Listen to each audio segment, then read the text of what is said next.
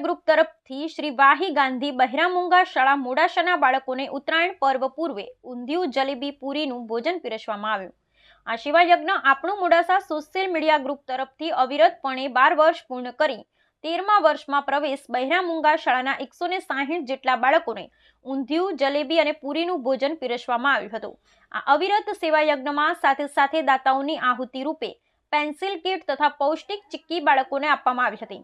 આ સેવા યજ્ઞમાં આજરોજ આપણું મોડાસા સોશિયલ મીડિયા ગ્રુપના ભગીરથભાઈ કુમાવત, નીતિનભાઈ પંડ્યા, મોડાસા નગરપાલિકા પ્રમુખ નીરજ શેઠના, નપા ઉપપ્રમુખ રોહિતભાઈ પટેલ, જયેન્દ્રભાઈ પંડ્યા, કિંજલ પટેલ, મોના રાજપૂત તથા ગ્રુપના અન્ય સભ્યો સાથે સંસ્થાના મંત્રી ભાવેશભાઈ જયસ્વાલ, હિસાબનીશ પરીનભાઈ જોશી, હોસ્ટેલના ગૃહમાતા દીપ્તિબેન ભાવસાર ઉપસ્થિત રહી આ સેવા યજ્ઞમાં સહભાગી બન્યા હતા।